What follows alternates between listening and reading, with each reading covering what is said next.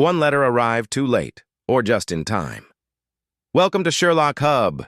I am your host, Bracknell. Comment where you're watching from. I love reading them all. Let's open the envelope. The autumn of 1894 brought with it an unseasonable chill that seemed to settle into the very bones of London.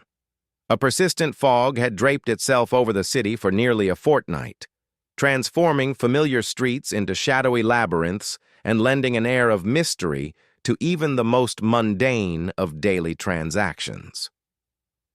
It was during this dismal period that I found myself once again sharing lodgings with my friend Sherlock Holmes at 221B Baker Street, having returned from a brief sojourn to attend to a former patient in Surrey.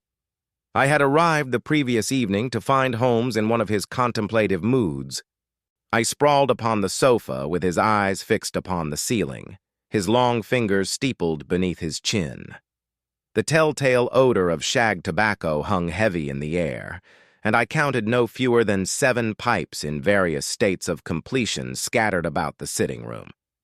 It was a sure sign that my friend had been without a case for some days, and I knew from long experience that such periods of enforced idleness were most trying to his active temperament. The morning had brought little improvement to either the weather or Holmes's disposition. I had risen early and breakfasted alone, leaving my friend to his brooding silence. By 9:30, I had settled into my armchair with the morning newspapers, attempting to lose myself in the day's events while Holmes maintained his vigil upon the sofa, occasionally emitting a sigh of such profound ennui that I found my attention wandering from the printed page. "Really, Watson," he said at last, breaking a silence of nearly 2 hours, "one would think that in a city of 4 million souls, some small problem might present itself worthy of our attention. Look at this." He gestured languidly toward the papers I held. "A missing terrier in Kensington. A dispute over a will in Chancery that will take the lawyers 5 years to unravel, and yet another tedious account of parliamentary proceedings. Nothing, absolutely nothing, that requires the application of analytical reasoning." "Perhaps that is a blessing," I ventured, setting aside the Times. "Thus, surely the absence of crime is to be celebrated rather than lamented." Holmes swung his legs to the floor and fixed me with a look of profound disagreement. "Crime, my dear Watson, is merely the symptom. What I lament is the absence of the intellectual exercise that comes from unraveling a properly constructed puzzle. The criminal classes have grown disappointingly predictable. Where is the artistry? Where is the challenge?" Before I could formulate a response to this characteristically extreme view, our landlady, Mrs. Hudson, appeared at the door, bearing a silver salver upon which rested a calling card. "A gentleman to see you, Mr. Holmes," she announced. "He seems most agitated and insisted that the matter was of the utmost urgency." "I've shown him into the sitting room." Holmes was on his feet in an instant, and the lethargy of moments before vanished as completely as morning mist before the sun. He snatched up the card and examined it with keen interest. "Sir Reginald Blackwood, Bart, of Blackwood Hall, Hertfordshire," he read aloud. "Watson, you will oblige me by taking note of our visitor's appearance and manner. I fancy this may prove interesting after all." He strode to the mirror and made a cursory adjustment to his dressing gown before Mrs. Hudson ushered in our morning caller. Sir Reginald Blackwood presented a figure that would have arrested attention in any drawing-room in London. He was a man of perhaps 45 years, tall and distinguished in bearing, with iron-gray hair swept back from a high forehead and a mustache waxed to perfection. His morning coat was cut in the latest fashion, and a heavy gold watch chain stretched across his waistcoat. Yet for all his evident prosperity and social standing, there was about him an air of barely suppressed agitation. His face was pale, almost haggard, and his eyes, a striking shade of gray, darted nervously between Holmes and myself as he entered the room. "Mr. Sherlock Holmes?" he inquired, his voice carrying the cultured tones of the educated classes, though I detected beneath it a note of strain. I am he, Holmes replied, gesturing toward a chair. And this is my colleague, Dr. Watson, whose discretion is absolute. Pray be seated, Sir Reginald, and tell us what has brought you to Baker Street in such evident distress. You have come directly from Hertfordshire this morning, I perceive. Diane, the matter weighs so heavily upon your mind that you neglected to fasten the lower buttons of your waistcoat before leaving your hotel. Our visitor glanced down at his waistcoat with an expression of surprise, hastily correcting the oversight before sinking into the offered chair. Your reputation does not exaggerate, Mr. Holmes, he said with a wan smile. Indeed, I took the first train from Bishop Stortford this morning and came directly to my club, where I remained only long enough to wash and change before seeking you out. As for my state of mind, yes, I confess I am deeply troubled, so troubled, in fact, that I scarce know where to begin. Holmes settled into his own chair and brought his fingertips together in that characteristic gesture I knew so well. Begin at the beginning, Sir Reginald. Omit no detail, however trivial it may seem. In my experience, it is often the seemingly insignificant particulars that prove most illuminating. Sir Reginald drew a deep breath and began his narrative. You must understand, Mr. Holmes, that until 3 days ago, I considered myself a fortunate man. I am master of Blackwood Hall, a property that has been in my family for 7 generations. My wife, Lady Catherine, is a woman of impeccable character and considerable beauty. We have been married these 20 years, and our union has produced 2 children, a son, Richard, who is 19 and currently at Oxford, and a daughter, Eleanor, aged 17. I have a modest income from investments, and my position in the county is secure. In short, I had every reason to be content. He paused, and I observed his hands gripping the arms of his chair with such force that his knuckles showed white. 3 days ago, he continued, his voice dropping almost to a whisper, I received a letter that has shattered this comfortable existence as surely as a hammer shatters glass. A letter that accuses me of the most heinous crime imaginable, indeed of murder itself. The word hung in the air between us like a physical presence. Holmes leaned forward slightly, his gray eyes suddenly alight with interest. Murder, he repeated softly. And whom, pray tell, are you alleged to have murdered? My own brother, Sir Reginald replied, and I was startled to see tears glistening in his eyes. My younger brother, Captain James Blackwood, late of Her Majesty's army, who perished in India 7 years ago from a fever. Or so I have always believed. Or so I have always been told. Now I am informed that his death was no natural occurrence, but rather a calculated assassination, and that I was the architect of this crime. Most singular, murmured Holmes. And the source of this accusation? That is precisely the diabolical nature of the thing, Mr. Holmes. The letter was unsigned and posted from London.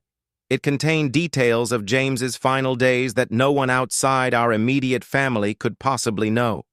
It spoke of specific conversations, private correspondence, even the contents of his will. And it concluded with a threat that unless I comply with certain demands, these accusations will be laid before Scotland Yard, along with evidence sufficient to see me hang for my brother's murder. What are these demands? I interjected, unable to contain myself. And Sir Reginald turned his anguished gaze upon me. That is the most maddening aspect, Doctor. The letter stated that further instructions would follow, but as of this morning, no second communication has arrived. I am left in a state of suspended horror, waiting for the axe to fall, uncertain whether I am to be blackmailed for money, reputation, or something else entirely. Holmes rose and walked to the window, gazing out into the fog-shrouded street below. For a long moment he said nothing, and I could almost see the machinery of his remarkable mind processing the information we had been given. You have brought this letter with you, I trust? He said at last, without turning from the window. I have it here. Sir Reginald produced from his inner pocket a folded sheet of paper, which he extended toward Holmes with a trembling hand. My friend took the document and carried it to his desk, where he subjected it to a minute examination that lasted several minutes. He held it to the light, scrutinized it through his lens, even raised it to his nose to detect any distinctive odor. Finally, he laid it flat upon the desk and beckoned me to join him. The letter was written in a neat, educated hand upon good quality paper. The ink was black, the script firm and regular. I read, "Sir Reginald Blackwood, you have lived 7 years in prosperity and peace, while your brother lies in an unmarked grave in a distant land, denied even the dignity of justice. You know the truth of what transpired in the summer of 1887, as do I. You know that Captain James Blackwood's death was neither natural nor accidental, but murder most foul, and that you are the author of that crime. I possess proof of your guilt, letters in your own hand, testimony from witnesses, and physical evidence that will convince any jury in England. I also possess knowledge of the motive that drove you to this fratricide, the matter of the inheritance, the dispute over the Blackwood diamonds, and the woman who came between you. If you value your life, your reputation, and the welfare of your family, you will await my further instructions, which will arrive within the fortnight. Should you be foolish enough to seek assistance from the authorities or to flee, I will immediately deliver my evidence to Scotland Yard, and you will face the gallows for your crime. Your brother's blood cries out for justice. Whether that justice takes the form of your confession and punishment, or whether it may be satisfied by other means, remains to be seen. But make no mistake, the reckoning is at hand. A friend to justice. I confess that as I read these words, a chill ran down my spine. The letter was not the crude effort of an uneducated blackmailer, but rather the calculated work of someone with both intelligence and information. "Tell me about your brother," Holmes said abruptly, turning to face our client. "What manner of man was Captain James Blackwood?" Sir Reginald's expression softened slightly at the mention of his sibling. "James was 3 years my junior, Mr. Holmes, and in many ways my opposite. Where I was studious and reserved, he was adventurous and impetuous. He joined the army at 18 against our father's wishes, and spent the next 15 years in various colonial postings. He was brave to the point of recklessness, generous to a fault, and possessed of a charm that drew people to him like moths to a flame." "You were close, then?" "As boys, yes. As men." Sir Reginald hesitated. Distance and different temperaments had created something of a gulf between us. We corresponded irregularly and saw each other rarely. When he died in India, I confess I felt more guilt than grief. Guilt that we had not been closer, that I had not made more effort to maintain our fraternal bond. "And this matter of the inheritance mentioned in the letter, the Blackwood diamonds?" A flush crept into Sir Reginald's cheeks. "A family heirloom, Mr. Holmes. A matched set of 5 diamonds, each the size of a quail's egg, set in a necklace that has been passed down through the Blackwood women for 2 centuries. They are worth perhaps £20,000. Under the terms of our father's will, they were to pass to James upon his marriage, as I had already received Blackwood Hall and the bulk of the estate. When James died unmarried, they reverted to me, or more properly, to my wife. And was there a dispute over this arrangement? None whatsoever. James himself had written to me shortly before his death, expressing his contentment with the disposition of the estate. He said that he had no immediate plans to marry and was pleased that Catherine would be the custodian of the family jewels. Holmes returned to his chair and regarded our client with an expression I could not quite read. "Sir Reginald, I must ask you a question, and I require absolute honesty in your answer. Did you murder your brother?" The baronet's face drained of what little color it possessed. "No, Mr. Holmes. Upon my honor as a gentleman and before God, I did not. James died of typhoid fever in a military hospital in Simla. I was in England at the time, as were my wife and children. It would have been physically impossible for me to have had any hand in his death. Yet someone believes otherwise, or wishes to create that impression, Holmes mused. Tell me, who among your acquaintance knew the details of your brother's will and the provisions regarding the Blackwood diamonds? My solicitor, Mr. Pemberton of Pemberton and Hayes in Lincoln's Inn. My wife, naturally, the executor of my father's estate, possibly one or two other family members. It was not a secret, Mr. Holmes, but neither was it widely discussed. And this woman mentioned in the letter, the one who allegedly came between you. Sir Reginald shifted uncomfortably in his chair. I can only assume that refers to Lady Catherine, although the suggestion is absurd. My wife never met James. She and I married in 1874, when James was serving in Afghanistan. He never returned to England after that posting, rotating instead to India, where he remained until his death. They never laid eyes upon one another.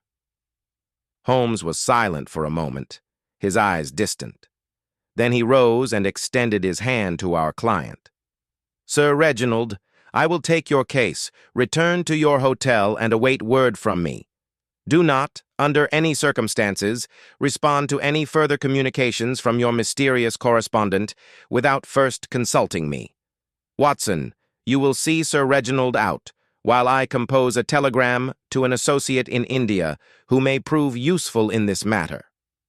After our client had departed, with expressions of profound gratitude and visible relief, I returned to find Holmes at his desk and already scratching out a lengthy message. Well, Watson, he said without looking up, what do you make of our baronet and his peculiar predicament? He appears genuinely distressed, I offered. And his account seems straightforward enough, yet someone clearly harbors a grudge serious enough to fabricate these accusations. Fabricate? Holmes glanced up, one eyebrow raised. My dear fellow, you proceed from an assumption not yet in evidence.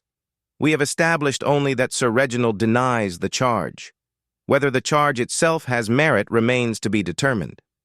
But surely you don't suspect— I suspect everything and believe nothing, Watson. That is the first principle of criminal investigation. He returned to his telegram, then paused and looked at me again. However, and I will say this, there are elements of this case that strike me as most unusual. The letter itself is curiously restrained for a blackmail demand. No specific sum is mentioned, no clear conditions laid out. It is almost as if the writer wishes less to extort money than to inflict psychological torment. Perhaps the true demands will come in the promised second letter, I suggested. Perhaps. Or perhaps this case is not at all what it appears to be. He sealed the telegram and rang for the page boy. In any event, we shall know more soon enough. In the meantime, I suggest you prepare for a journey, Watson. Unless I am very much mistaken, we shall be visiting Blackwood Hall before the week is out. As the boy departed with Holmes's message, I felt that familiar quickening of the pulse that accompanied the beginning of one of our investigations. The fog outside might have obscured the streets of London, but Holmes had already begun to pierce the fog of mystery that surrounded Sir Reginald Blackwood and his dead brother's accusatory ghost. What none of us could know, not Holmes in his confidence, not Sir Reginald in his distress, nor I in my eager anticipation, was that this case would prove to be one of the most complex and dangerous of our long association. Before its conclusion, we would confront not one death, but 3. And the truth we uncovered would be far stranger and more terrible than any of us could have imagined on that gray October morning. The telegram dispatched, and Holmes threw himself into one of those periods of intense activity that I had witnessed so many times before. He sent a second message to his brother Mycroft at the Diogenes Club, requesting information regarding Captain James Blackwood's military service record and the circumstances of his death in India. A third wire went to Inspector Lestrade at Scotland Yard, inquiring whether any recent reports had been filed concerning threats or blackmail attempts against members of the aristocracy. Holmes then retreated to his chemical corner, where he conducted several tests upon the letter itself, subjecting the paper to various reagents and examining the residue under his microscope. I occupied myself with my own correspondence and attempted to give my friend the space he required when in the grip of an investigation. By luncheon, however, he had completed his examinations and joined me at the table with an expression of mingled satisfaction and perplexity. "The paper is unremarkable," he announced, helping himself to cold beef and pickles. "A common stock available at any decent stationer's in London. The ink is Parker's Black, again widely available. The envelope bore a postmark from the Strand district, posted 4 days ago. The hand is educated, firm, and reveals no obvious signs of forgery or disguise. The writer is right-handed, probably between 30 and 50 years of age, and accustomed to extensive correspondence. Note the practiced evenness of the script and the economical spacing. Most interesting, however, is what the letter does not contain." "And what is that?" I inquired, recognizing the spark of excitement in his gray eyes. "Any verifiable detail, Watson." For all its apparent specificity, the letter makes broad accusations without providing a single concrete fact that could be independently confirmed. The Blackwood diamonds, a matter of public record in the family will. The inheritance dispute, the writer assumes such a dispute existed but provides no evidence of it. Even the mention of "the woman who came between you" is deliberately vague. This is the work of someone who knows enough to sound credible but who may, in fact, know very little indeed. "Then you believe it is a bluff?" Holmes cut a slice of beef with surgical precision. "I believe that the writer wishes Sir Reginald to think they possess damning evidence. Whether such evidence actually exists is another question entirely. Consider, Watson, if you genuinely possessed proof that a man had committed murder, would you warn him of your intentions and give him a fortnight to prepare his defense? Or would you proceed directly to the authorities and claim whatever reward or satisfaction you sought?" "I suppose the latter would be more logical," I admitted. "Unless the true objective is blackmail and the writer requires time to make Sir Reginald sufficiently desperate that he will pay any price." "Precisely so. Yet even that interpretation presents difficulties. An experienced blackmailer strikes while the iron is hot, making immediate demands and allowing little time for reflection or investigation. This writer adopts the opposite approach, creating anxiety but withholding the final blow. It suggests either remarkable patience or an alternative motive altogether." Before I could respond, Mrs. Hudson appeared with a telegram for Holmes. He tore it open eagerly and scanned its contents, his expression growing increasingly intent. "From Mycroft," he said. "Most illuminating. It seems that Captain James Blackwood's death was indeed officially recorded as typhoid fever, but there was at the time a brief inquiry conducted by his commanding officer.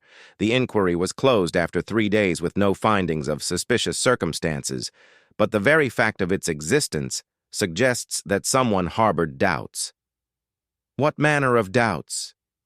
"That, unfortunately, Mycroft could not ascertain from the available records. However, he has provided me with the name of Captain Blackwood's commanding officer, Colonel Morrison, now retired and living in Cheltenham. I think, Watson, that a visit to the good colonel may be in order." Holmes consulted his pocket watch.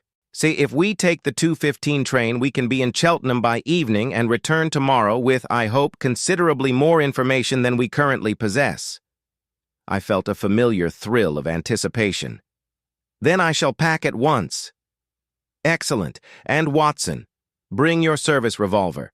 I have a feeling that before this case is concluded, we may have need of it."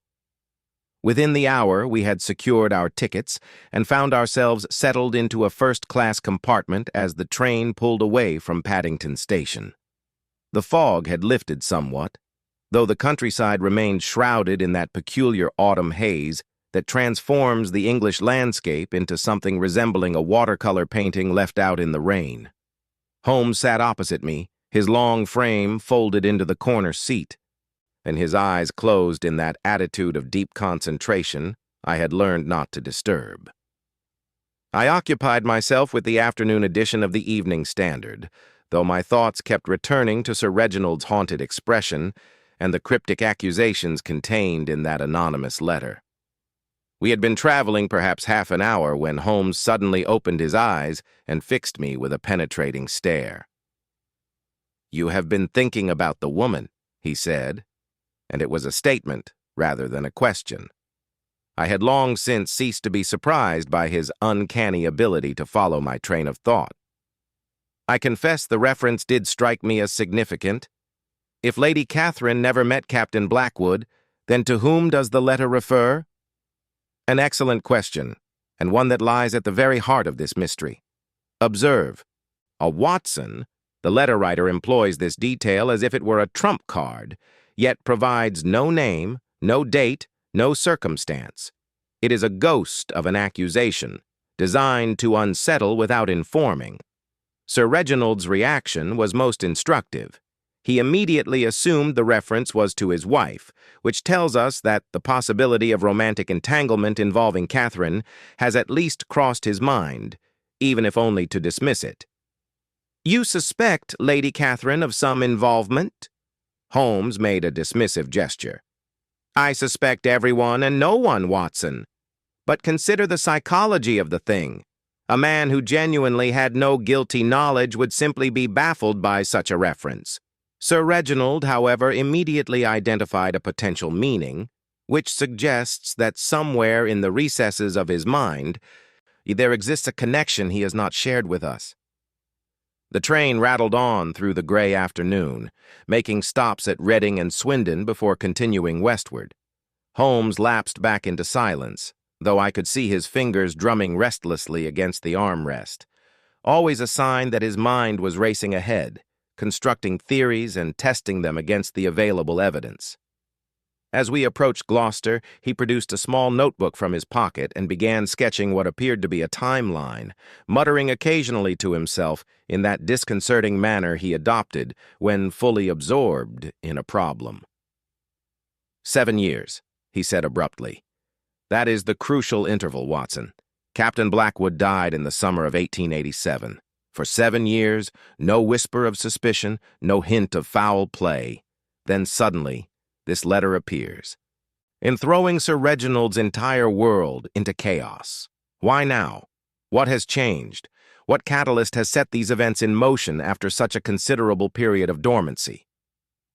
"Perhaps new evidence has come to light," I suggested. "A deathbed confession, or documents that have only recently been discovered." "Possible, certainly. But consider also the alternative, that no new evidence exists at all, and this is merely an elaborate construction designed to exploit old wounds and buried secrets. The timing itself may be significant. 7 years is long enough for memories to fade, for witnesses to scatter, for the details of events to become sufficiently blurred that truth and falsehood become difficult to distinguish." Before I could respond, the train began to slow as we approached Cheltenham Spa. And the station emerged from the mist like something from a Gothic novel, its Victorian ironwork glistening with condensation. Holmes sprang to his feet with renewed energy, gathering his stick and traveling bag. "Colonel Morrison maintains rooms at the Queen's Hotel, according to Mycroft's information. We shall call upon him directly and hope that his memory of events 7 years past remains sharp. I have a particular question to put to him, Watson, one that may illuminate whether we are dealing with murder, blackmail, or something altogether more subtle." As we stepped onto the platform and into the damp evening air, I felt that familiar mixture of apprehension and excitement that accompanied our investigations. Somewhere in this quiet spa town, a retired officer held knowledge that might unravel the mystery of Captain James Blackwood's death, or confirm that it was no mystery at all. The Queen's Hotel proved to be a substantial establishment on the promenade, its facade illuminated by gas lamps that cast wavering shadows through the evening mist. Holmes approached the reception desk with the air of confidence that invariably secured cooperation from even the most reluctant functionaries. "Colonel Morrison, if you please," he announced to the clerk, a thin gentleman with spectacles perched precariously on his nose. "Inform him that Mr. Sherlock Holmes of London wishes to consult with him on a matter of some urgency relating to his former service in India." The mention of Holmes's name produced the desired effect. Within minutes, we were being conducted up a handsome staircase to the first floor, where the clerk knocked discreetly upon a polished oak door. A gruff voice bade us enter, and we found ourselves in a comfortable sitting room that bore all the hallmarks of military occupancy: maps upon the walls, regimental photographs in silver frames, and a distinct odor of pipe tobacco and boot polish. Colonel Morrison himself rose from a leather armchair by the fire. He was a compact man of perhaps 60 years, with a weathered face that spoke of decades spent in tropical climates and a military bearing that retirement had not diminished. His eyes, however, were what struck me most forcefully. Pale blue and remarkably penetrating, they assessed us both in a single comprehensive glance before he extended his hand. "Mr. Holmes, I presume." "Now, your brother Mycroft sent word that you might call, though I confess I am at a loss to understand what interest you might have in matters so long past." His voice carried the clipped precision of the parade ground, yet there was no hostility in it, merely curiosity. Holmes accepted the offered seat and came directly to the point, as was his custom with military men. "Colonel, I am investigating certain allegations that have recently come to light regarding the death of Captain James Blackwood in the summer of 1887. You were his commanding officer at the time, and you conducted a brief inquiry into the circumstances of his death. I would be most grateful if you could share with me your recollections of that period and, more particularly, what prompted you to initiate that inquiry." The colonel's expression shifted subtly, and a shadow passing across his weathered features. He walked to a cabinet and poured 3 glasses of whiskey, handing one to each of us before returning to his chair. "Captain Blackwood," he said slowly, as if tasting the name. "I have not spoken that name aloud in years, Mr. Holmes, yet I confess he has never entirely left my thoughts. He was one of the finest young officers I had the privilege to command. Brave, intelligent, and possessed of that quality of leadership that inspires men to follow even into the most desperate circumstances. His death was a profound loss to the regiment."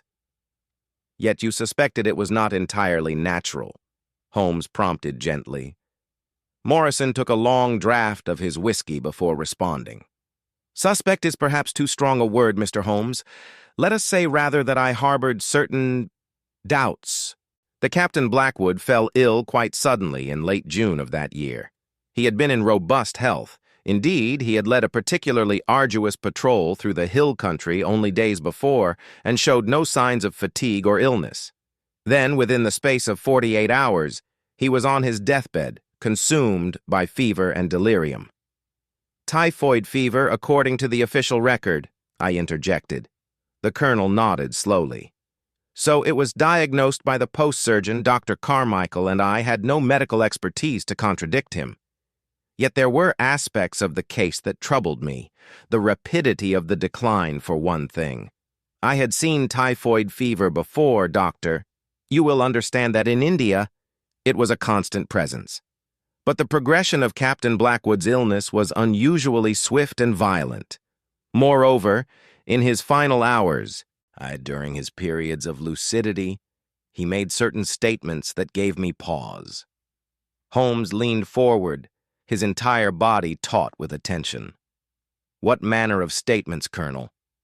Morrison set down his glass and met Holmes's gaze directly. "He spoke of betrayal, Mr. Holmes, of trust violated and poison administered.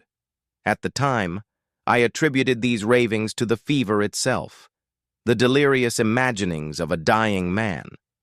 But after his death, I felt compelled to investigate, if only to satisfy my own conscience." The room seemed to grow colder despite the fire crackling in the grate. I found myself gripping my glass more tightly as Colonel Morrison continued, his voice taking on the measured cadence of a man recounting events long buried, but never forgotten. I questioned the native servants who had attended him during his illness. I examined his quarters myself, looking for anything unusual, medicines, food, correspondence. I even requested that Dr. Carmichael provide me with a detailed account of the symptoms and their progression. For 3 days, I pursued every line of inquiry I could conceive, Mr. Holmes, and at the end of that time, I had discovered precisely nothing of substance. No evidence of foul play, no suspicious circumstances, no motive for anyone to wish Captain Blackwood harm. He was universally liked among both officers and men. His accounts were in perfect order. He had no debts, no entanglements with women, no enemies that I could identify. And yet you were not satisfied, Holmes observed. Morrison shook his head slowly. I was not. But what could I do? I had no evidence to support an investigation. I'd only the fevered words of a dying man and my own instinct that something was amiss. The post surgeon assured me that the symptoms were entirely consistent with typhoid fever, and indeed, there had been several cases in the cantonment that season. I closed the inquiry and filed my report, stating that Captain Blackwood had died of natural causes. But I will tell you truthfully, gentlemen, that decision has haunted me these 7 years. Holmes rose and began to pace before the fire, his hands clasped behind his back. This post-surgeon, Dr. Carmichael, what became of him? He remained in India for another 2 years before retiring to private practice. Last I heard, he had established himself somewhere in the home counties, though I cannot recall precisely where. A competent enough physician, though not, perhaps, the most thorough in his examinations. And Captain Blackwood's personal effects? What disposition was made of them? They were inventoried and shipped back to England, to his brother, I believe, the standard procedure in such cases. There was nothing remarkable among them. Clothing, books, some personal correspondence, his service revolver. I reviewed the inventory myself before it was dispatched. Holmes ceased his pacing and turned to face the colonel. I must ask you a question that may seem impertinent, but I assure you it is essential. During your investigation, did you uncover any connection between Captain Blackwood and his brother, Sir Reginald? Any correspondence between them? Any financial transactions? Anything that might suggest a relationship more complex than simple fraternal affection? Morrison frowned, clearly searching his memory. There was very little correspondence with England among his effects.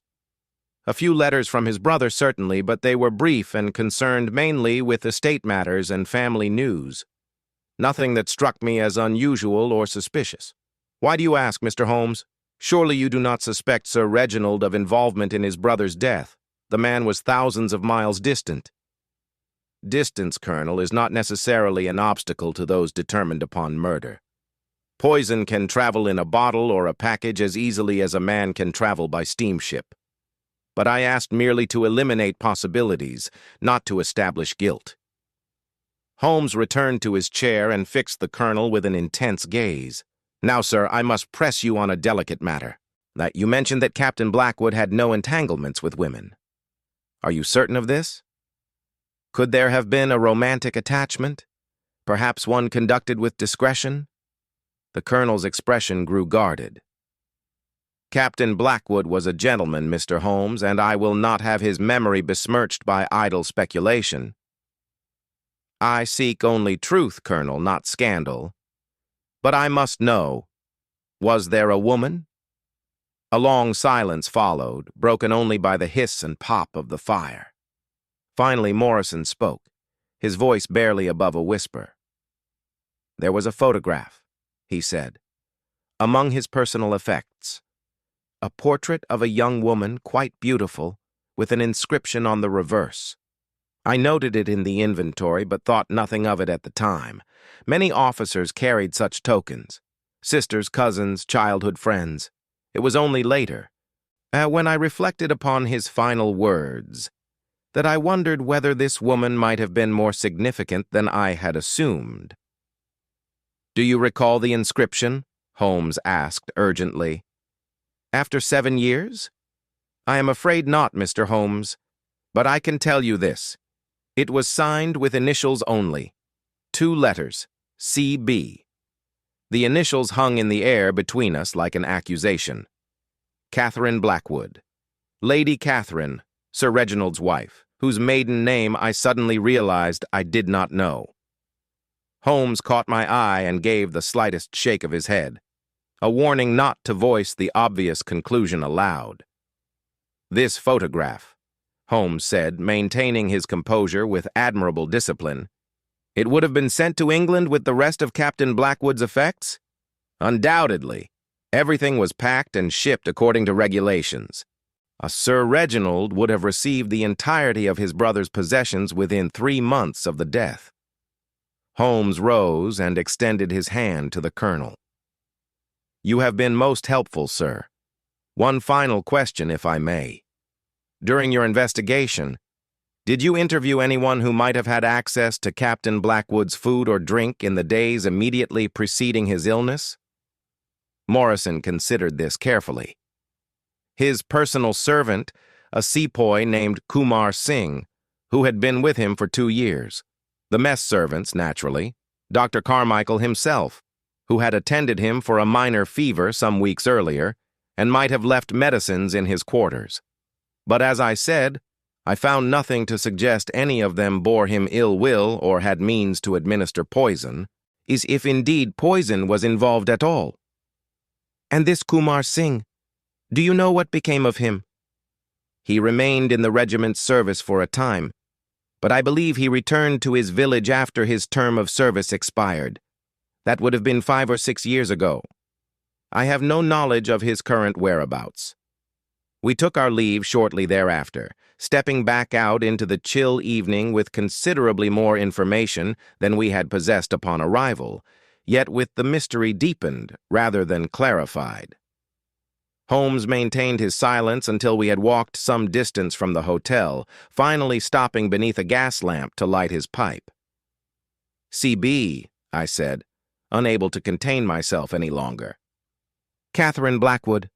Holmes, surely this cannot be coincidence. Sir Reginald told us his wife never met the captain, yet here we have evidence suggesting some manner of correspondence or connection between them." "We have evidence of a photograph inscribed with initials that might be interpreted as Catherine Blackwood," Holmes corrected. "But they might equally stand for Constance Beaumont or Clara Bingham or any of 100 other combinations. We must not leap to conclusions, Watson, however tempting they may appear." "But Sir Reginald's reaction to the mention of a woman, you said yourself it was instructive." Holmes drew deeply on his pipe, the smoke curling up into the damp air. "Indeed it was. But consider, my dear fellow, if Lady Catherine had conducted some clandestine correspondence with her husband's brother, if there had been any romantic entanglement between them, would Sir Reginald have been so quick to mention her name to us? Would he not rather have attempted to direct our attention elsewhere? His immediate identification of his wife as the woman in question suggests either remarkable candor or genuine bewilderment." We began walking again, making our way toward the center of town where we intended to secure rooms for the night. The streets of Cheltenham were quiet at this hour, the spa's visitors having retired to their hotels and lodging houses. A thin drizzle had begun to fall, adding to the general atmosphere of gloom. "There is something else that troubles me," Holmes continued. "Colonel Morrison's investigation, thorough though it may have been, focused entirely on events in India.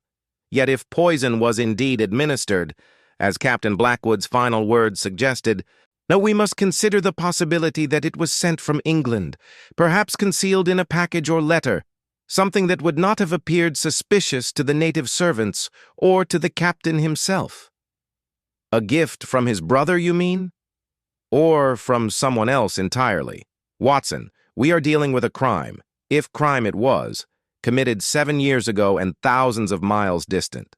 The principals are scattered, the evidence long since dispersed or destroyed, and our only guide is a blackmail letter that may itself be based on nothing more substantial than rumor and supposition. Yet someone went to considerable trouble to compose that letter, to research the Blackwood family history, and to time its delivery with precision. The question we must answer is not merely who killed Captain James Blackwood, but who wishes us to believe that Sir Reginald was responsible, and why they have chosen this particular moment to make their accusation. We secured accommodation at a modest inn near the railway station and retired early, though I found sleep elusive. My mind kept returning to that photograph with its enigmatic inscription, to Captain Blackwood's fevered accusations of betrayal, and to Sir Reginald's pale, haunted face. Somewhere in this tangle of fragments lay a coherent narrative, but I could not yet perceive its shape. Holmes, I knew, would be engaged in similar mental excavations, sifting through the evidence with that remarkable faculty for synthesis that had solved so many seemingly impenetrable mysteries. Dawn brought no improvement in the weather. A steady rain drummed against the windows as we breakfasted on kippers and strong tea. Holmes buried behind the morning newspapers he had sent the porter to procure. Suddenly, he folded the paper with a sharp crack that made me start. "Watson, we must return to London immediately. There is an advertisement here that demands our attention." He thrust the Times across the table, his finger indicating a small notice in the personal column. I read, "CB, 7 years of silence end today. The truth will be known. Meet me where we last spoke, 3 o'clock Tuesday. Come alone or all is lost. J." Good heavens, I breathed. But today is Tuesday, and those initials, precisely. Whether this relates to our case or is merely a remarkable coincidence, we cannot afford to ignore it. If we catch the 8:30 train, we can be back in London by early afternoon. Holmes was already on his feet, gathering his belongings with characteristic efficiency. "I have a fancy, Watson, that events are moving more rapidly than our anonymous letter writer anticipated. Someone else is stirring these troubled waters, and I very much wish to know who and why." The return journey seemed interminable, despite the train's respectable speed. Holmes alternated between periods of intense concentration and restless pacing along the corridor, much to the annoyance of our fellow passengers. When at last we pulled into Paddington Station shortly after 1 o'clock, he hailed a cab with such urgency that the driver looked startled. "Baker Street, and quickly," Holmes commanded, then settled back with a grim expression. "We have perhaps 90 minutes to locate Sir Reginald and determine whether he has seen this advertisement. If he has, and if he is fool enough to respond to it, he may be walking into considerable danger." At Baker Street, we found a telegram awaiting us. Holmes tore it open, and his face darkened as he read. "From Sir Reginald, sent this morning. He has received a second letter, delivered by hand to his hotel. It instructs him to come to Blackwood Hall today and to bring the Blackwood diamonds with him. He writes that he is departing immediately and begs me to meet him there this evening." Holmes crumpled the telegram in his fist. "The fool! He should have consulted me before taking any action." "Then we must go to Hertfordshire at once," I said, already moving toward my room to collect my revolver. "Indeed we must, but not before I make certain inquiries. Watson, go to the hotel where Sir Reginald was staying, the Langham, I believe he mentioned. Determine precisely when he departed and whether he was alone. Look particularly for any sign that he was being followed or observed. I have several telegrams to send and a visit to make to the newspaper offices. We shall meet back here in 1 hour and then proceed to Blackwood Hall by the fastest means available."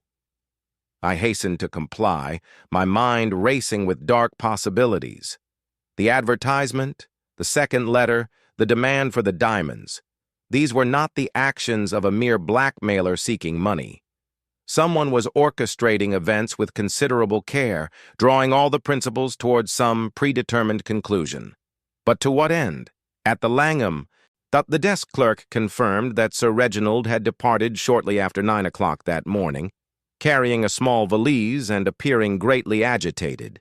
He had refused the services of a porter and had left on foot despite the rain. The clerk had noticed nothing unusual about other guests or visitors, though he admitted the morning had been busy with arrivals and departures.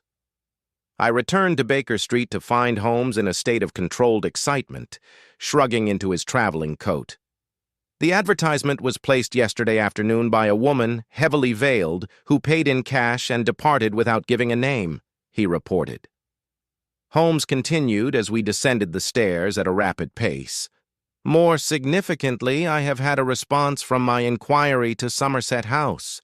Lady Catherine's maiden name was Whitmore, not anything beginning with B.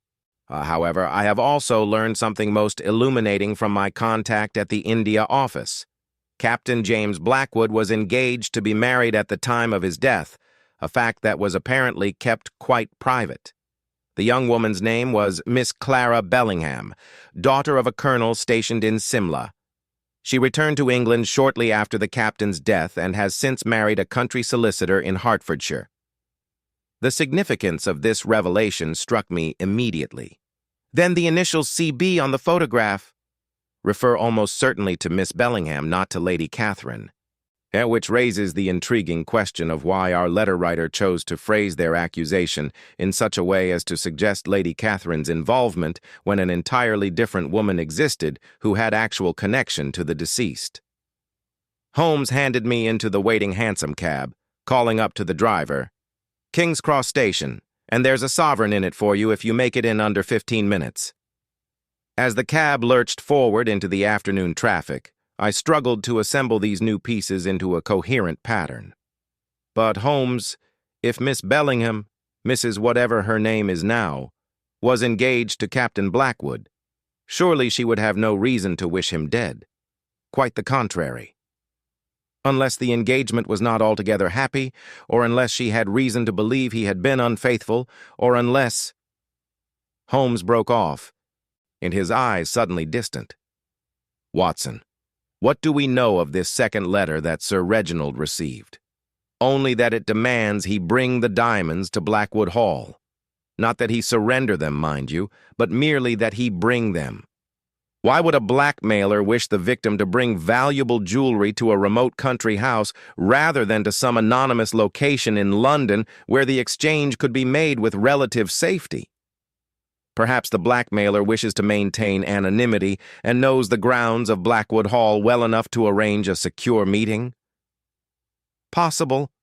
Or perhaps the diamonds themselves are not the true objective at all, but rather a means of ensuring Sir Reginald's compliance and presence." Holmes lapsed into brooding silence as our cab fought its way through the congested streets. That we reached King's Cross with minutes to spare before the departure of the Bishop's Stortford train, and soon found ourselves once more watching the gray English countryside slide past our compartment window.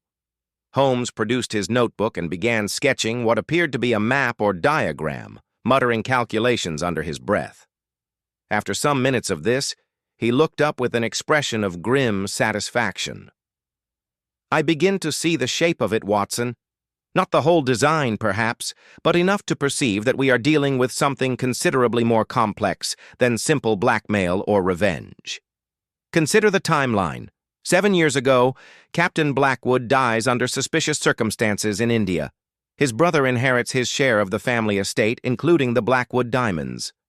And the captain's fiancée returns to England and eventually marries another man, settling in the same county where the Blackwood family maintains their seat.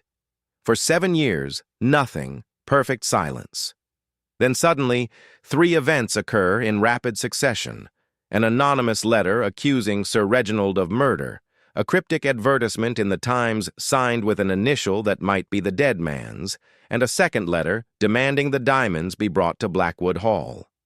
Each event escalates the pressure, drives the principals toward a confrontation. But to what purpose? Revenge, I suggested. Perhaps Miss Bellingham has waited 7 years to exact vengeance. Possible, but the timing troubles me. What has changed? What catalyst has triggered this sequence after such prolonged dormancy? He tapped his pencil against the notebook. No, Watson, I suspect we are missing a crucial element. There is a piece of this puzzle that has not yet been revealed, and I very much fear that when it does emerge, we shall find ourselves in the midst of something far more dangerous than we anticipated. The train clattered through the wet afternoon, carrying us toward Blackwood Hall and whatever revelation awaited us there. I checked my revolver, ensuring it was loaded and ready. Holmes noticed the gesture and nodded approvingly. "A wise precaution, my dear fellow. I have a premonition that before this day is done, we may have cause to be grateful for your military training." We alighted at Bishop's Stortford, as dusk was beginning to settle over the countryside, the rain having diminished to a fine mist that clung to everything it touched. Holmes engaged a local trap to convey us to Blackwood Hall, some 5 miles distant along increasingly narrow country lanes.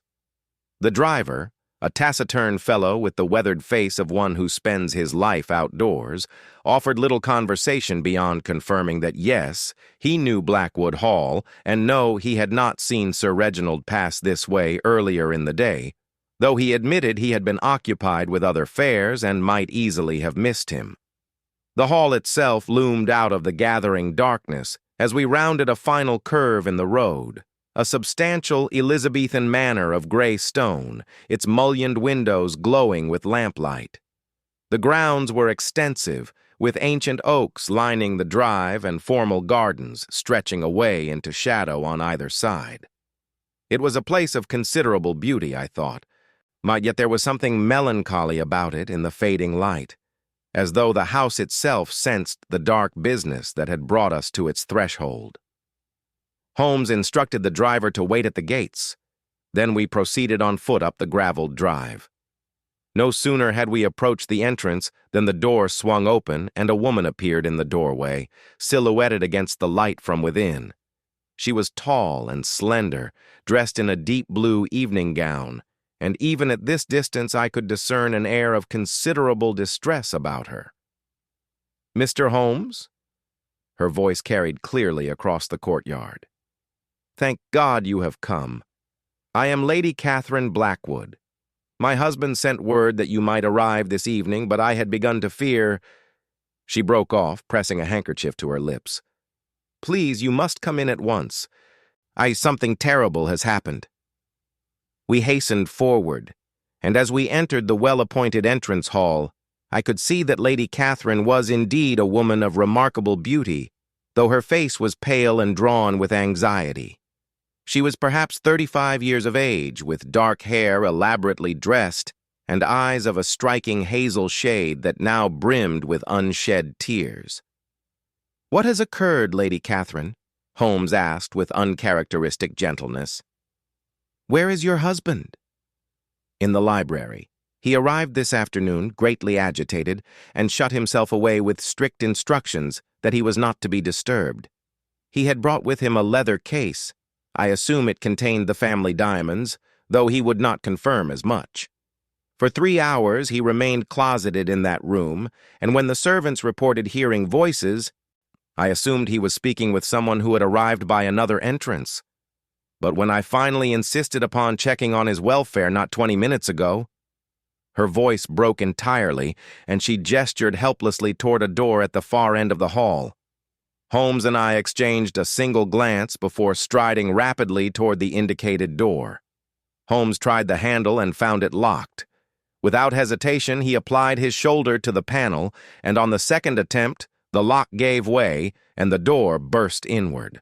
The library was a spacious room lined with books from floor to ceiling, dominated by a large oak desk situated before a bay window. The lamps had been lit, casting a warm glow over the Persian carpets and leather furniture. And there, slumped in the chair behind the desk, was Sir Reginald Blackwood. He was quite dead. Then his eyes stared sightlessly at the ceiling, his mouth slightly agape, and his right hand still clutched a sheet of paper. There was no sign of violence upon his person, no blood, no evidence of struggle. Yet the expression on his face was one of such profound horror that I felt a chill run through me, despite my years of medical experience with death in its many forms. Holmes moved forward with swift efficiency, checking for vital signs, though we both knew it was futile. He then examined the body with minute care, noting the temperature of the skin, the condition of the eyes, the position of the limbs. Finally, he gently pried the paper from Sir Reginald's stiffened fingers and read it aloud. "You know what you must do. The diamonds in exchange for silence. Place them in the old chapel at midnight. Come alone. But this is your last chance at redemption." Holmes looked up, his face grim. Unsigned, naturally, and written in the same hand as the first letter. Lady Catherine had followed us into the room and now stood frozen in the doorway, her face drained of all color. I moved quickly to support her before she collapsed, guiding her to a chair away from the terrible sight of her deceased husband. Holmes, meanwhile, had begun a systematic examination of the library, his sharp eyes taking in every detail with that extraordinary focus I had witnessed so many times before. "Watson, note the position of the body," he said, moving around the desk.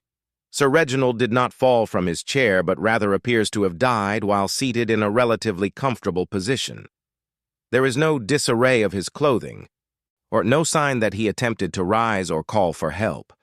The pupils are dilated, and if you observe the slight discoloration around the lips—" He bent closer, then straightened abruptly. "The scent is faint but unmistakable. Prussic acid, unless I am very much mistaken. Poison."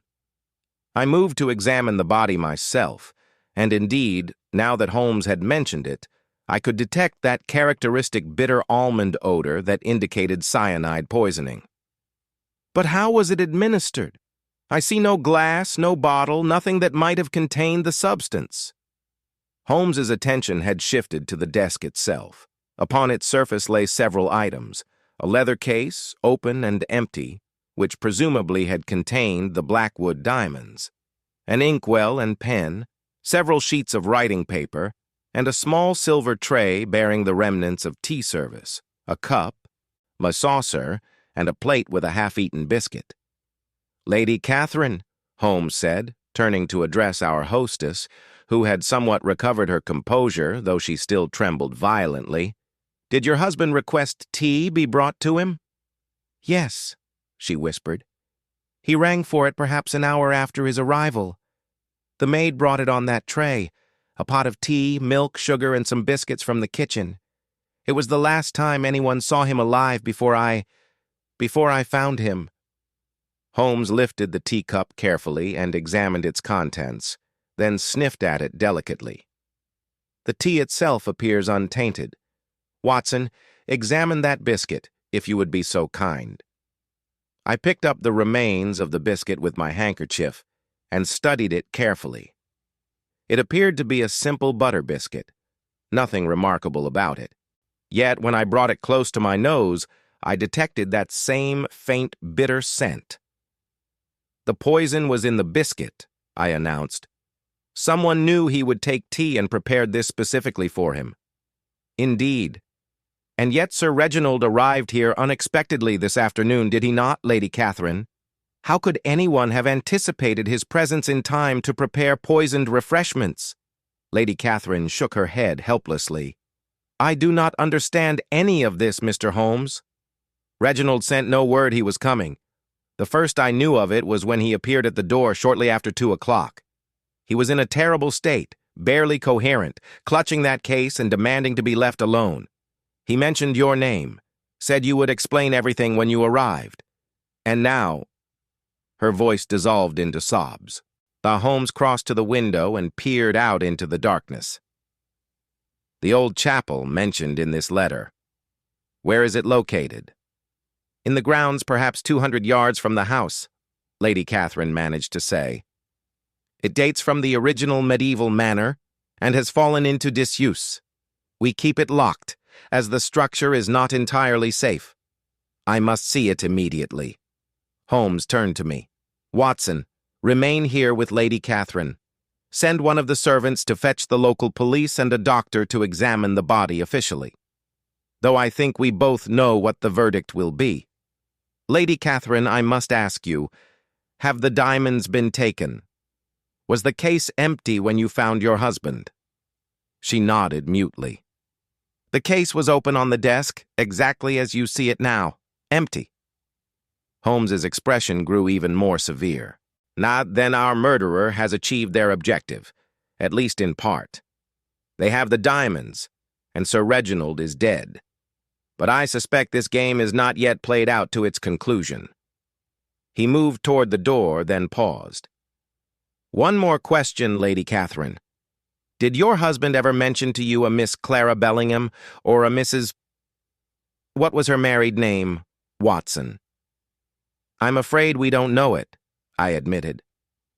Lady Catherine's reaction was extraordinary. Her face, already pale, became positively ashen, and she gripped the arms of her chair as though to prevent herself from falling. Clara Bellingham, she repeated in a strangled whisper. My God, after all these years, Mr. Holmes, Clara Bellingham is now Mrs. Clara Pemberton. Her husband is my husband's solicitor. The revelation hung in the air like a thunderclap. Holmes spun back to face Lady Catherine, his entire body taut with sudden understanding. Pemberton, he repeated, of Pemberton and Hayes, Lincoln's Inn. The solicitor who managed the Blackwood estate and would have had intimate knowledge of the family's financial affairs, including the provisions of the will regarding the diamonds. His eyes blazed with that fierce light I had seen only when the final pieces of a puzzle fell into place. Lady Catherine, I must know. When did Mr. Pemberton marry Miss Bellingham? I am not entirely certain. 6 years ago, perhaps? They settled in the village shortly thereafter. Reginald had known Pemberton for years, trusted him implicitly. When the man took a wife, we naturally received them socially. Though Clara, Mrs. Pemberton, was always rather reserved, almost melancholy in her demeanor. Did your husband know of her previous engagement to his brother? Lady Catherine's eyes widened. Captain James had been engaged? Reginald never mentioned it, but then he rarely spoke of his brother at all. The subject seemed to cause him pain. Holmes was already moving toward the door. Watson, I am going to the chapel. I strongly suspect our murderer intends to be there at midnight to collect the diamonds, or believes they will be. You must remain here and ensure that Lady Catherine is safe. Lock this door behind me and admit no one until I return or until the police arrive.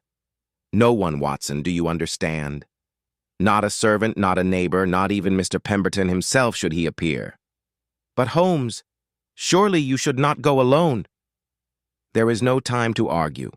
If my deductions are correct, there is still one more player in this drama who has yet to make an appearance, and I must be in position to intercept them. He gripped my shoulder briefly. Trust me, old friend. Before this night is done, you shall have the entire truth.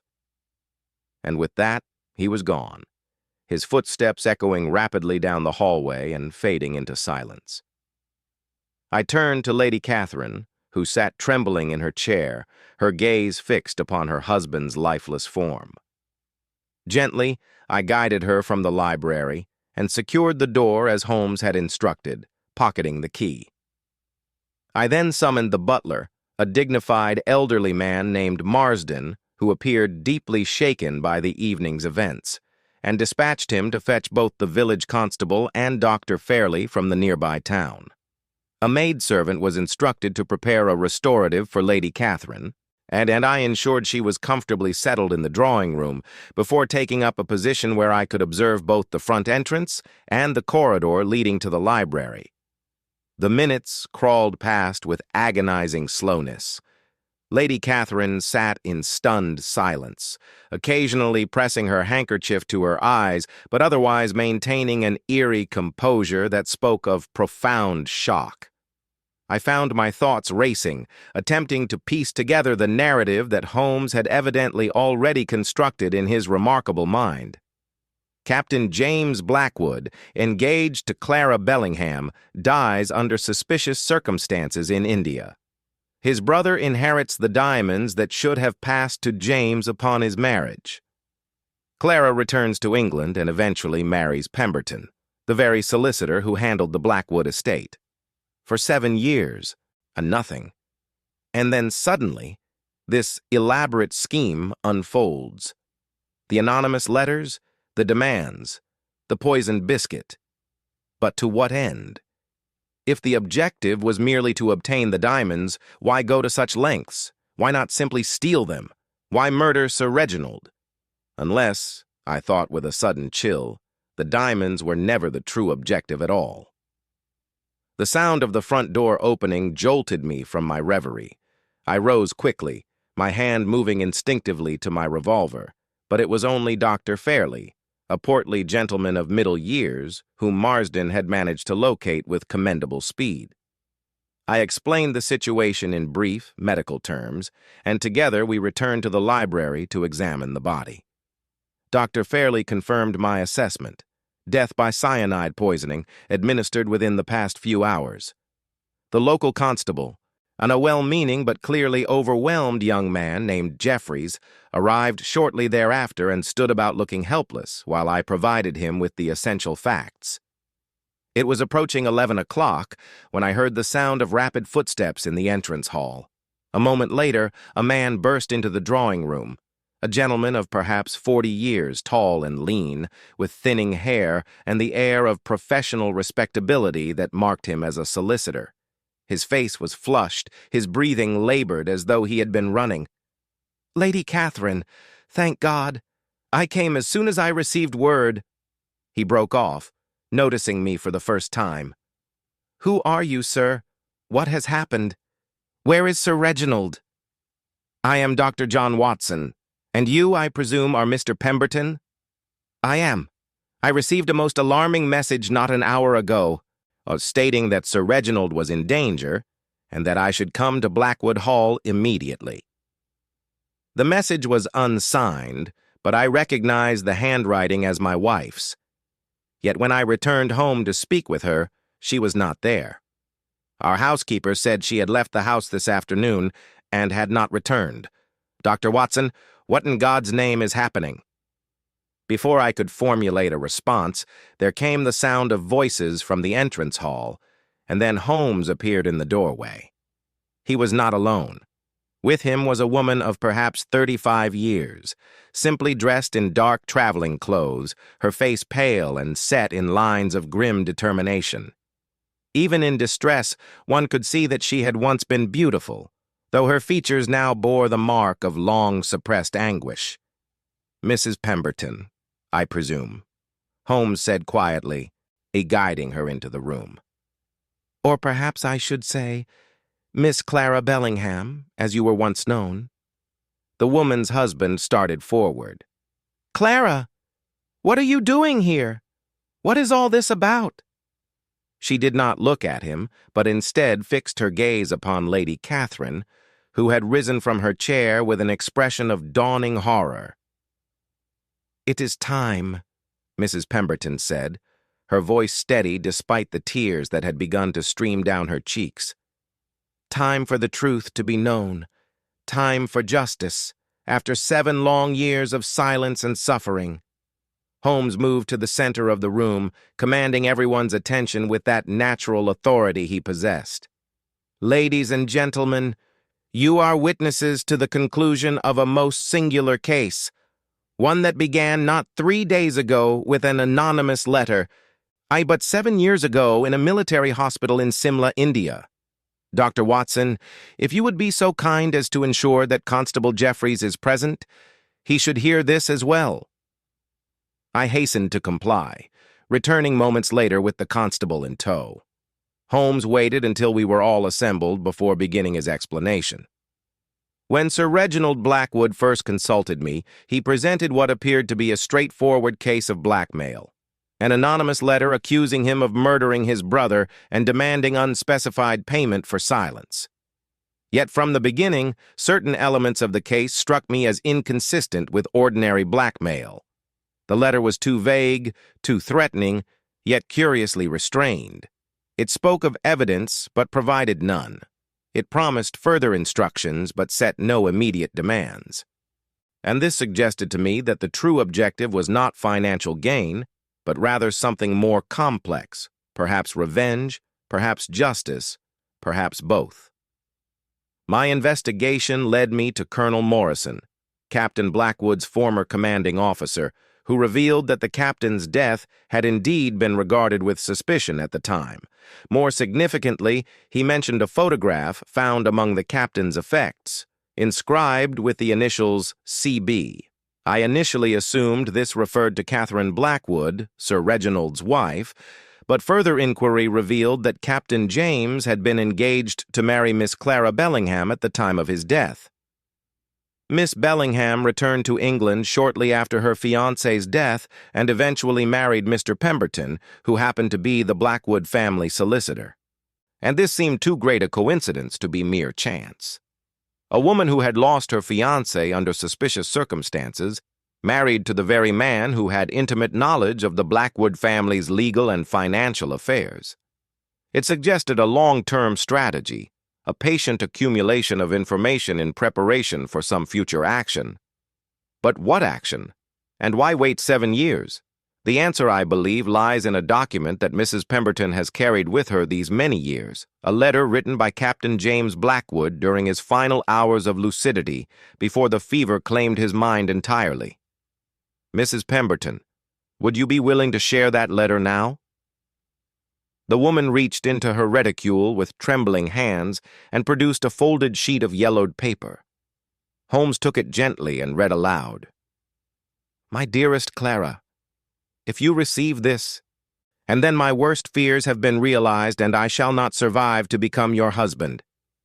I write this in haste, as I feel my strength failing and my mind beginning to cloud.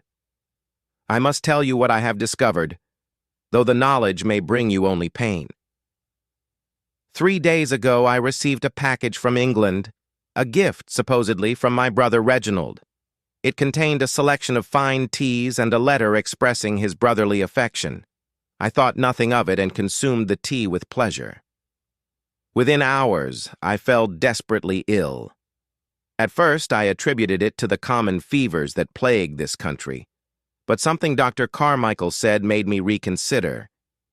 He mentioned that my symptoms were consistent with arsenic poisoning, though he quickly dismissed the notion as impossible. But I remember now a conversation I had with Reginald during my last visit to England 5 years ago. We quarreled, the only serious dispute we ever had, over the matter of the Blackwood diamonds. He had fallen into debt through unwise speculation and begged me to relinquish my claim to them. I refused, telling him that they would be yours upon our marriage, as was proper according to father's wishes. He was furious, spoke wild words about his rights as the elder son. I thought no more of it after I returned to India, but now... Clara, I cannot prove what I suspect. I have no evidence beyond this circumstantial connection, but I believe my brother has poisoned me. I believe he values those cursed diamonds more than my life. If I am wrong, forgive me for doubting him. But if I am right, then I die at the hands of my own blood, and then there is no justice in this world or the next that can balance such an account. I love you. I would have made you happy. Remember me. James. The silence that followed was absolute. Lady Catherine had covered her face with her hands, her shoulders shaking with silent sobs. Mr. Pemberton stood as one turned to stone, his eyes fixed upon his wife with an expression of dawning comprehension and horror. Holmes carefully refolded the letter and returned it to Mrs. Pemberton. This letter reached you some months after Captain Blackwood's death, did it not? Long after the inquiry had been closed and the official verdict of death by natural causes had been recorded. She nodded, her voice barely a whisper. It was among his personal effects, sealed in an envelope with my name upon it. When I read it, I could not believe it at first. James was delirious with fever when he wrote it. Surely he was mistaken, imagining threats where none existed. But I could not forget his words. They haunted me, year after year. And so you married Mr. Pemberton, Holmes continued, his tone gentle but inexorable. Not for love, I think, but because he could provide you with information about the Blackwood family. You spent years piecing together the truth, learning about Sir Reginald's financial difficulties at the time of his brother's death, discovering the convenient timing of the inheritance, gathering evidence that might support your late fiancé's final accusations. I did, she said, her voice growing stronger. I became Mrs. Pemberton not for affection but for access. My husband is a good man. He knew nothing of my true motives. I believed I had overcome my grief and learned to care for him. But every day I was gathering information, waiting for the right moment to act. And then, 3 months ago, something happened that gave me the final piece I needed. "The package," Holmes said. "You discovered the package." Mrs. Pemberton nodded. "We were sorting through old records in my husband's office, preparing to move to larger premises. In a box of archived correspondence from 7 years ago, I found the receipt for a shipment sent to India, expensive Ceylon tea purchased by Sir Reginald and dispatched to his brother's regiment.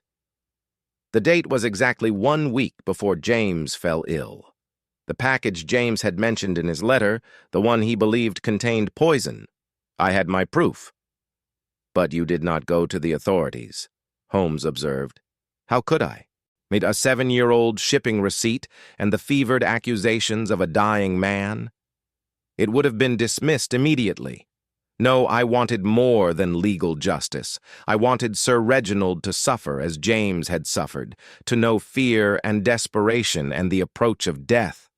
I wanted him to understand that his crime had not gone unpunished, that his brother's blood had cried out and been heard."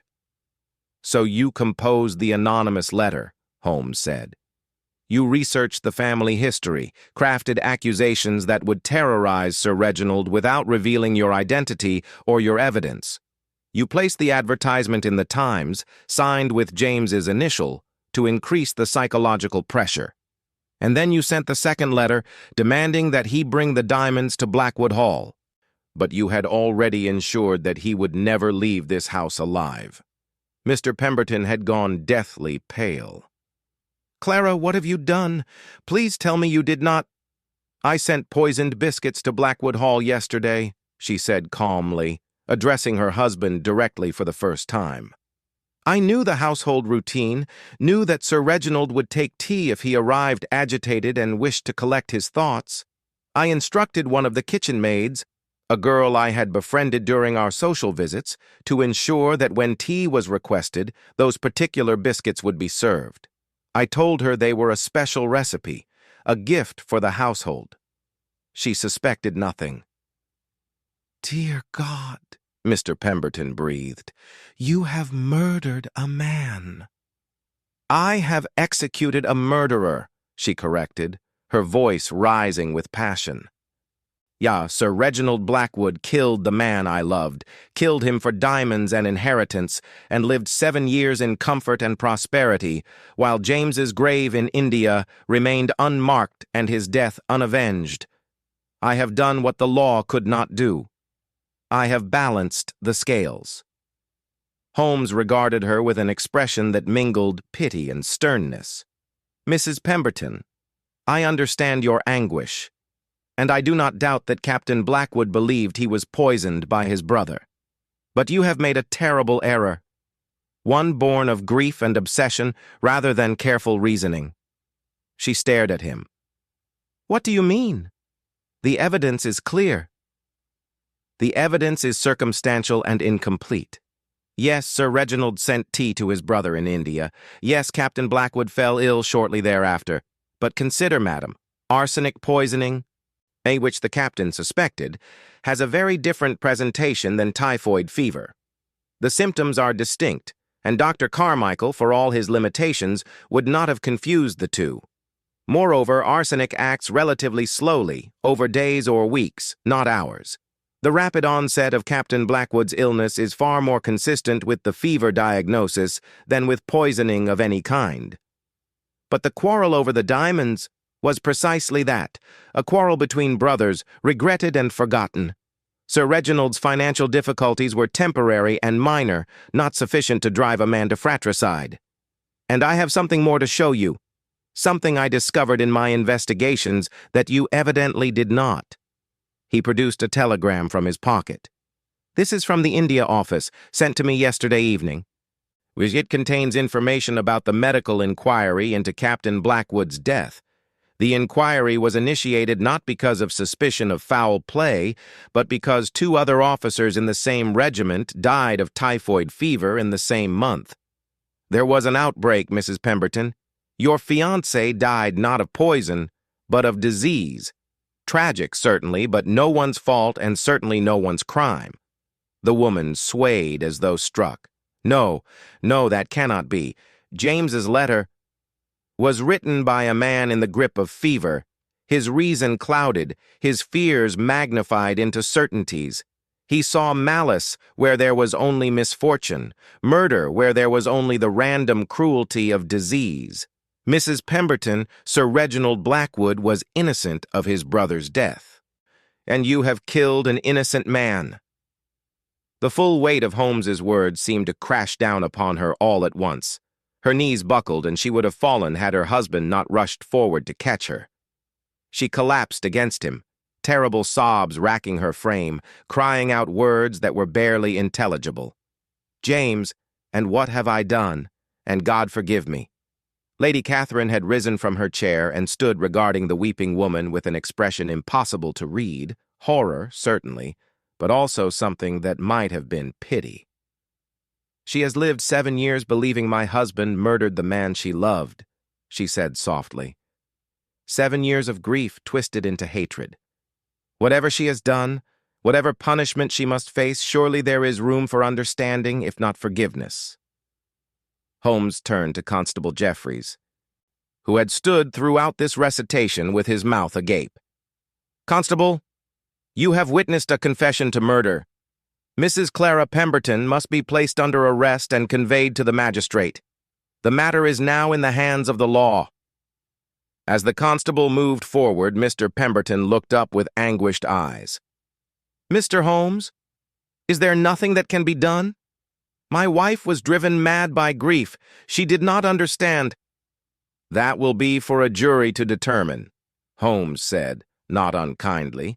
"But I will testify that Mrs. Pemberton acted from a mistaken belief in her late fiancé's accusations rather than from malice or greed. It may count for something." Mrs. Pemberton allowed herself to be led away with an air of broken resignation, her husband following close behind, murmuring words of comfort that seemed to bring her no solace. Lady Catherine excused herself, stating that she must attend to arrangements for her husband's body and send word to her children. Dr. Fairley departed to complete his official examination and prepare his report. Within the space of an hour, Holmes and I found ourselves alone in the drawing room of Blackwood Hall, the fire burning low and the house settling into an uneasy quiet. "A tragic business, Watson," Holmes said, lighting his pipe and settling into a chair with a weary sigh. "A chain of misunderstandings and coincidences transformed by grief into a narrative of murder and revenge. Captain Blackwood, dying of fever, believed himself poisoned and accused his innocent brother. Clara Bellingham received that accusation, and over the course of years, convinced herself it was truth rather than delusion. She married to gain access to information, she researched and planned, and ultimately she committed murder in the name of justice for a crime that was never committed. But the diamonds, Holmes, what became of them?" A faint smile crossed his lips. "Ah, yes, the Blackwood diamonds. Mrs. Pemberton took them from the library after Sir Reginald died. The empty case tells us that much. I rather suspect we shall find them discarded somewhere on the grounds. They were never her objective, Watson. She cared nothing for wealth. She wanted only what she believed to be justice, and she achieved instead only further tragedy." I poured us each a brandy from the decanter on the sideboard, my hands not entirely steady. "And if you had not been called in? If Sir Reginald had gone to meet his blackmailer without consulting you? Then he would have died. And his death would likely have been ruled a heart attack or some natural cause. And Mrs. Pemberton would have lived the rest of her life believing she had avenged her lost love. Sometimes, Watson, The truth brings no comfort and solves nothing. It merely replaces one sorrow with another. We sat in silence for a time, contemplating the ruins of lives destroyed by a letter written in delirium 7 years ago. The case was concluded, the mystery solved, the murderer apprehended.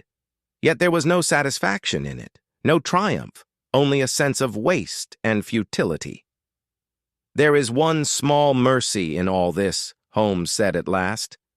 "The letter that Sir Reginald received, the accusation that he had murdered his brother, it never reached the public. His reputation remains intact, and his children need never know that their father died under suspicion of fratricide. Lady Catherine can mourn her husband without that additional burden." "The letter that saved a life," I murmured, thinking of the title I would eventually give to this account. "Or rather, the letter that should have saved a life, if only its recipient had possessed the wisdom to disregard it." "Precisely so, Watson. Captain Blackwood wrote that letter intending to warn his beloved of danger and to name his supposed murderer. Instead, it became the instrument of an innocent man's death. Words written in fever and fear, preserved and cherished, and ultimately transformed into a murder weapon more effective than any knife or gun." We left Blackwood Hall as dawn was breaking over Hertfordshire, and the trap conveying us back to the station through lanes glistening with morning dew. The case would make no headlines, a discreet verdict of murder would be returned, but the details would be suppressed to spare the families involved. Mrs. Pemberton would face trial, would likely be found guilty but insane, and would spend the remainder of her days in an asylum rather than the gallows. Mr. Pemberton would be left to pick up the pieces of his shattered life, knowing that the woman he had married had used him as an unwitting tool in her scheme of revenge. As our train pulled away from Bishop's Stortford, carrying us back toward London and the familiar comforts of Baker Street, Holmes made one final observation. "Do you know what troubles me most about this case, Watson? It is not the murder itself, tragic though it was. And it is the thought of how many other accusations, how many other certainties we carry through life might be equally unfounded. Captain Blackwood believed he had been poisoned with absolute conviction, enough conviction to write that belief in what he thought were his final moments. And he was wrong. How many of us, I wonder, are equally wrong about matters we consider certain?" I had no answer to give him. We rode the rest of the way in contemplative silence. Two men who had witnessed the terrible consequences of grief transformed into obsession, of love twisted into hatred, and of justice perverted into murder. The letter that Captain James Blackwood had written to save his beloved from a murderer had instead created a murderer where none had existed before. It was, as Holmes had said, a tragic business indeed. And as I recorded these events in my journal that evening, I found myself reflecting that for all the mysteries we had solved together, for all the criminals we had brought to justice, this case would remain in my memory as one of the saddest and most cautionary, a reminder that even the best intentions, combined with incomplete knowledge and unchecked grief, can lead to consequences more terrible than any crime. The Blackwood diamonds were eventually recovered from the grounds of the estate, hidden beneath a stone in the old chapel, as Mrs. Pemberton had intended them to be found at midnight.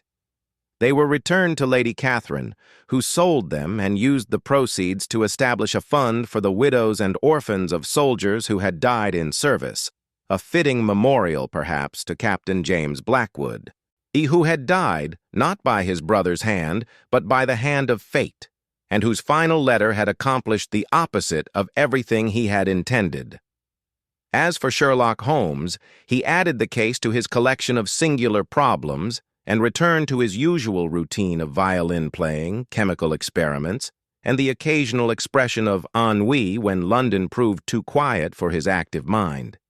But I noticed that for several weeks thereafter, he would sometimes pause in whatever he was doing and stare into the middle distance with an expression of profound melancholy, thinking perhaps of Clara Pemberton and the 7 years she had devoted to avenging a murder that had never occurred. Justice.